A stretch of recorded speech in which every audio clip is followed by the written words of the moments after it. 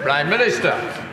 Thank you, Mr. Speaker. This weekend we remembered the late Queen and her enduring legacy of service and devotion to our country. And I was proud to announce a new national monument located at St James's Park to honour her memory.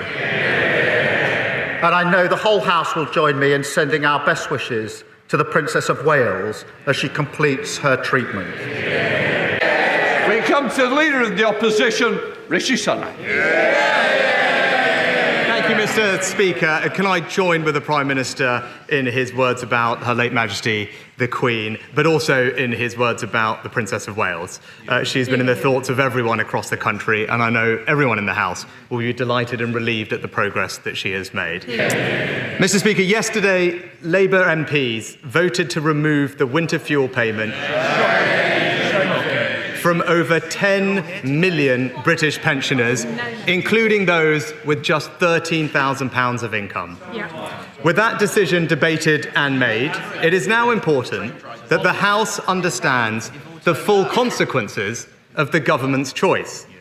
So can I very specifically ask the Prime Minister, will he now publish the impact assessment before the House rises? Prime Minister. Mr. Speaker, the fact of the matter is this.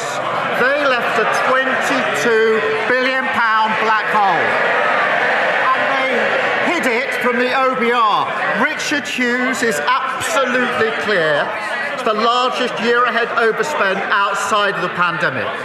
Now, of course, when it comes to mitigations and impacts, we put those in place. Ramping up pension credit, dealing with housing benefit and linking it, something the party opposite didn't do for years.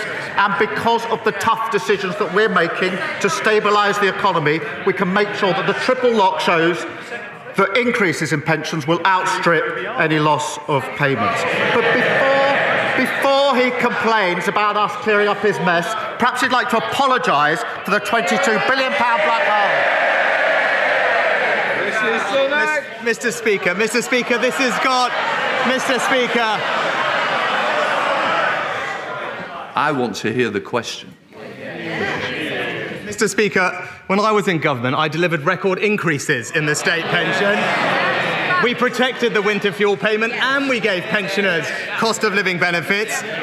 He's the one that's taking money away from pensioners on £13,000, Mr. Speaker. But this has got nothing to do with the public finances. His own Chancellor just this morning, his MPs may not have been listening to her, his own Chancellor this morning admitted that she would prefer it if this policy didn't even raise any money, Mr. Speaker.